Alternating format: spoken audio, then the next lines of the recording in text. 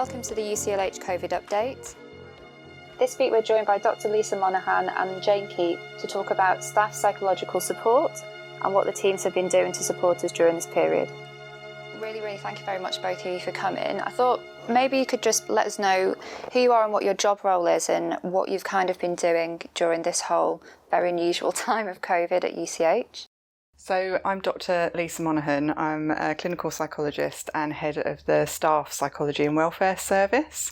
So we existed before COVID and we will exist after COVID, but we've changed a little bit of what we do in order to address the differing staff needs during this pandemic.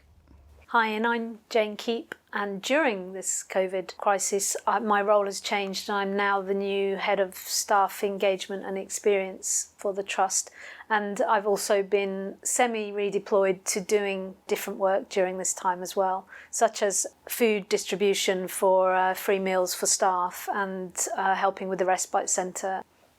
If you recognised in a colleague that you felt like a colleague was struggling, is there any advice that you'd give about how you'd approach that? Yeah, I know, Jane, we were talking a lot about debriefs, weren't we, and huddles, and that as a team, that's really important time to kind of at the beginning of the day set up expectations, so that already reduces anxiety and worry, especially if you've been redeployed into a new area, so you can check things out then and there as well. But also to say, maybe you did have a really awful journey in. I know I'm struggling on the tube, there's not enough of them and then they're really crowded and people are getting quite tense on them now because they're worried about catching COVID. But to be able to just say, my journey in today wasn't great, and you've left it then and you can get on with your day. But then at the end of the day to be able to check in with each other and say, it was a bad day, or actually, it was a really good day, because we are having those as well. We are having successes, it isn't all bad, and people are rising to the challenge and some, really enjoying the redeployment and the opportunities that's given and the connections with people they would never normally connect with. And so there are, many sides to our COVID story as a trust, and it's just difficult sometimes when you start feeling really stressed and down, because it just kind of puts blinkers on and all you can see is the bad parts of it or how you're feeling. So it's about checking in with each other and being brave. It's okay to turn around to someone and say, are you doing all right today? You seem a bit down. And don't be afraid to say that you care and that you're worried, because it's better to say that and for somebody to get help. Even if you just turn around and say, oh, I didn't realise we had a staff psychology service. I didn't realise. Oh, look at this poster. They've got apps, they've got YouTube, they've got this. Oh, I haven't been to one of the groups. Have you? There haven't been as many people, for example, commuting in, and people have felt quite, secure here. But as businesses start going back to normal and the ability to sort of socially distance will become harder, it might be a period where people start to feel a bit anxious.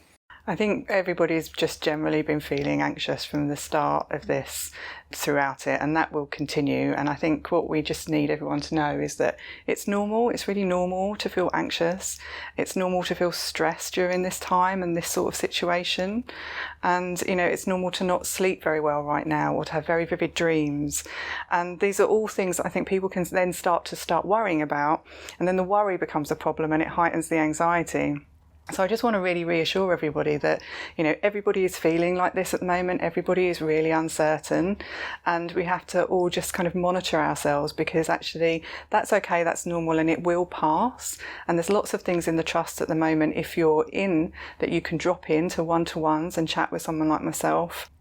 Or there's groups on a lot of the wards as well, especially in some of the other respite areas, as well as the Welcome Respite Centre, where you can come and talk to the rest of your colleagues, because everybody is feeling the same. And sometimes you just don't get the chance to recognise that you're going through the same thing, and just having that little conversation can really help. But if these sorts of symptoms persist, if they go on, especially if they're longer from a month, where you're having really intrusive thoughts or a lot of nightmares or flashbacks to certain things around your work or anything else that might be going on like that you're finding very distressing, then that really is the time to come and see somebody like myself on a one-to-one basis. And there's loads of ways that people can do that. So at the moment, my service, you can email my service, and it is better to email us right now than call, because the lines are very busy. But also, if out of hours somebody wanted to talk, we've got Care First, which is an employee assistance programme. And again, there's a number that people can call and talk to a counsellor there, or get welfare or financial advice. So there is a lot on offer for staff, and these are confidential spaces. These are confidential sessions with somebody that is qualified and there to really support you. Check our website on MyUCLH because there's loads of resources on there that can help people. We've also got a YouTube channel, and so you can watch videos that will help as well. There's lots of redeployment, lots of people are doing lots of different things, and how can we recognise in ourselves when is the right time to seek some assistance or seek some help? I think if you've got any question at all that you might need to talk to someone or that something is worrying and distressful, that's the right time. You don't need to wait. Don't wait. Because if you come to me and you say, oh, this is going on, and we talk it through and you only need that hour session, then that'll be fine. We'll leave it at that, and you can come back another time when maybe you still feel stressed or anxious again. But if you come and talk to me and we find out that actually things are a bit difficult for you right now, then you can come and have more sessions and get rid of all that distressing, that anxiety, all of the stress, so that it doesn't build up, because that's what we don't want to happen, is for people to just put it off, and things get more and more entrenched, more and more embedded, and then it's harder to kind of get back to your normal, whatever our new normals are going to be.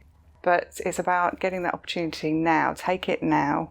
Don't feel guilty about taking it for yourself. And I think all of our health professionals, we get a bit, oh no, we're all right, we've got our armour on, we can get on with it. Most of the time we can, but these are extraordinary circumstances. And I think a lot of staff do feel guilty and think they're taking away time from other people that are more in need. But actually, we're all in need. So come and ask for help while you can, and get it while you need it, because then you can carry on and live your life without worry, without distress, and get the right help at the right time. The one thing as well is I get a lot of people saying, oh, I think I'm going to be really traumatised, or I'm going to develop PTSD. And I think that, again, when you're self-monitoring, you might well have some symptoms that could be classed as PTSD, but it's the length of time these things go on for. And actually, everyone will be stressed and will have certain symptoms when they're, in the acute phase of this pandemic, but it's about whether they persist or not, and that's when you really need to get help. So don't start worrying about what might be. Think about how you're doing now. Take action to help yourself now. And if you do have any of these things persistently, come and talk to one of me and my team. Just following on from what Lisa has said, in relation, for instance, for the check-ins, that's also for all our many staff who are working from home, whether they're shielding or whether they're working from home by rotation or for whatever means they're working from home. The check-in is equally as important, and we wanted to really encourage people to check in, even if it's with a buddy or a colleague, if not a group of colleagues at the end of the day, at the beginning of the day as well. And you find that you can nip things in the bud very easily, and also people don't end their day and take things to their sleep or their bed, as it were. So I'd like to consider also all our brilliant colleagues who, for whatever reason, are not actually working inside the hospital at the moment, but they're doing great work if they're working from home because they're shielded and everything else, and we super appreciate them, and they're also included in the service office that Lisa says, because they can by remote access any of the psychology or other services that are available as well. Added to what you were also saying about the other sides of COVID, the level of appreciation and thanks to everyone is immense. Now, normally we would have something like our Celebrating Excellence Awards each year, but how can you thank 8,000 staff or whatever?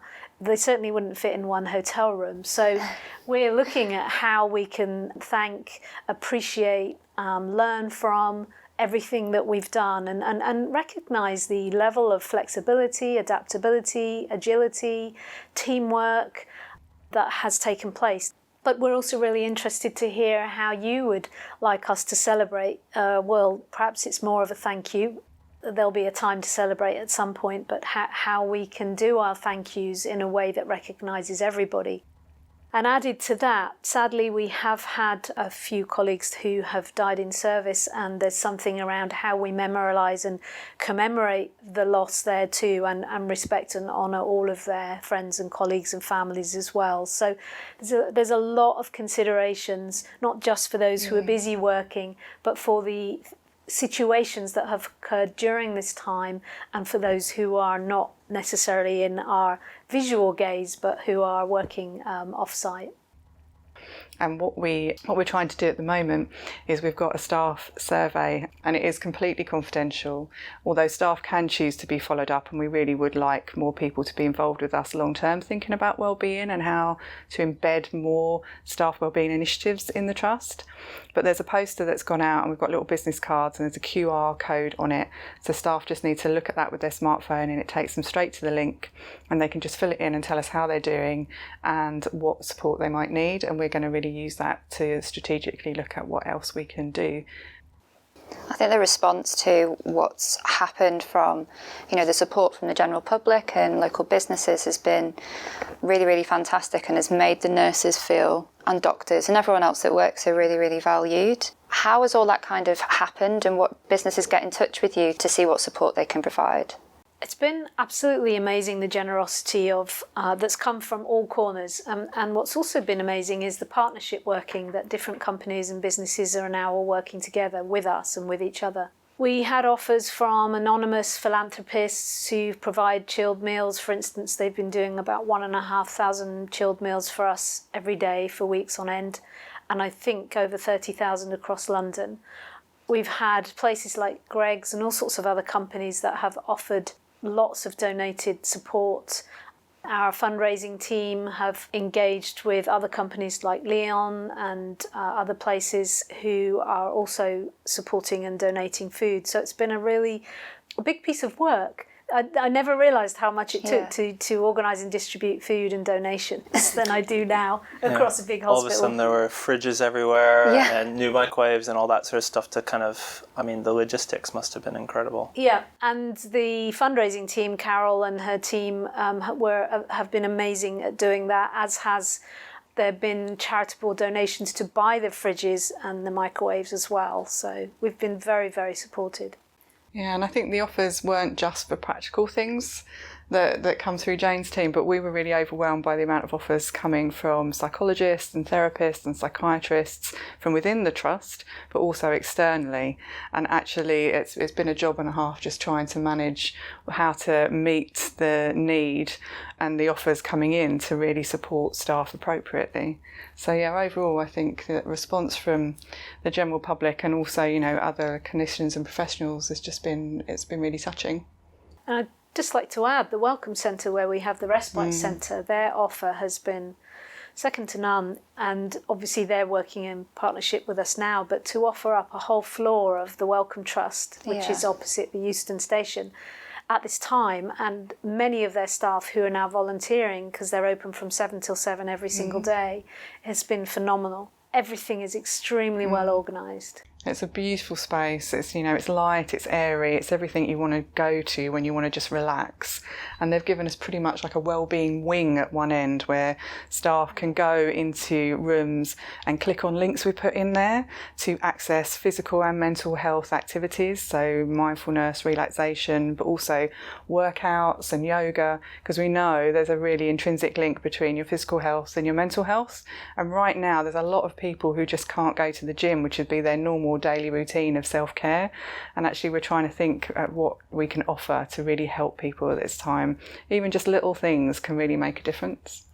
What I'm currently looking at with a number of colleagues across the trust is what we do for step down. So as soon as Welcome need to have their building back, we realise that this has been quite an intense period of time, and that it's not just a sudden change for our staff. So I'm looking at potential other spaces we could use as both temporary respite spaces and more permanent respite spaces, just to see what the general offer is for staff experience across the trust. So more news will come when we have a bit more information. There was one other thing to add, and that is food. I know I mentioned earlier that we've had the most amazing distribution and generosity of food coming with all sorts of meal offers. And as I say, through the fundraising team and through Le Express and other areas within our own trust, Steph and his team and all sorts of people have helped with that offer, and the volunteers as well. And thank you to all the volunteers around the trust for everything they've been doing. But what everyone will know for sure is that businesses will start to open up. And when they open back up, we will obviously step down the free food offers. particularly because some of those businesses will need to then focus on their own businesses. So there will start to be a step change in the coming weeks. So keep an eye out for that, and also keep an eye out for the joy that some of the businesses around us are reopening. And it's probably our time to show our support to them when they've supported us as well. And I suppose one of the things that we're working on together are the Wellbeing Champions and Wellbeing Leads initiative, because what we would like is to have people that are leads for wellbeing in all of the divisions and teams, so that we've got one body that we can use as a conduit really between staff services and the team, so that we can give information about what's going on, and the, you know, from the grassroots we can get information of what's needed. Yeah, because I guess like the coming months, you know, every team will have its own challenges about what's, you know, the return to, you know, do things return to normal in some sense? Do things stay very different from what was previously done? And how is that, its impact on the staff that work there will be? Yeah, I think there's a real varied experience across the teams at the moment, but even within an individual team, people will react differently. Some people, you know, will, you know, be more resilient than others for multiple reasons. And, you know, and I think that there's lots of discussions within the mental health network actually around that people that are, you know, because of their lived experience, have felt very isolated, have had to go through, you know, therapy and get help for their mental health issues, and actually are all the stronger for it, and actually can be a real support to staff around them that haven't had to go through that, haven't been through that before. So I think everybody just needs to accept that they will have their own experience, and there's nothing wrong with that, but it's about just acknowledging when that experience becomes too distressing for you and you need a bit more support.